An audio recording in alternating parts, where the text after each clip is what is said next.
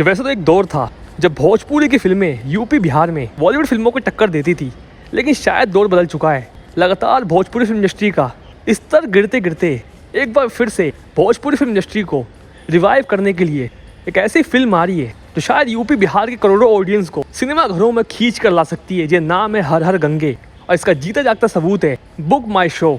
जैसा ही सुना आप सभी ने, इस समय पूरे बिहार में नंबर 1 पे टॉप ट्रेंडिंग और सर्चिंग में पवन सिंह की हर हर गंगे फिल्म चल रही है। अगर आप सभी भी हो रहे कंफ्यूज, जरा इस वीडियो को देखिए।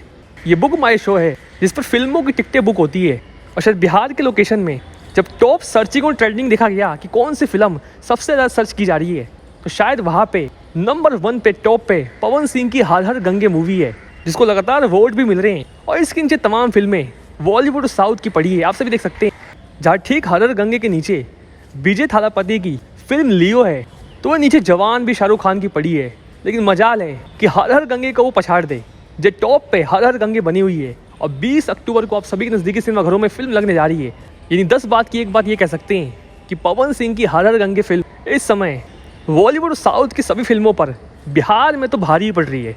तो आप सभी में कौन कौन फर्स्ट डे फर्स्ट शो इस फिल्म की टिकट को बुक करने वाला है, कमेंट बॉक्स में जरूर बताइएगा। इस वीडियो में फिलहाल इतना ही, मिलेगा नेक्स्ट वीडियो में। धन्यवाद।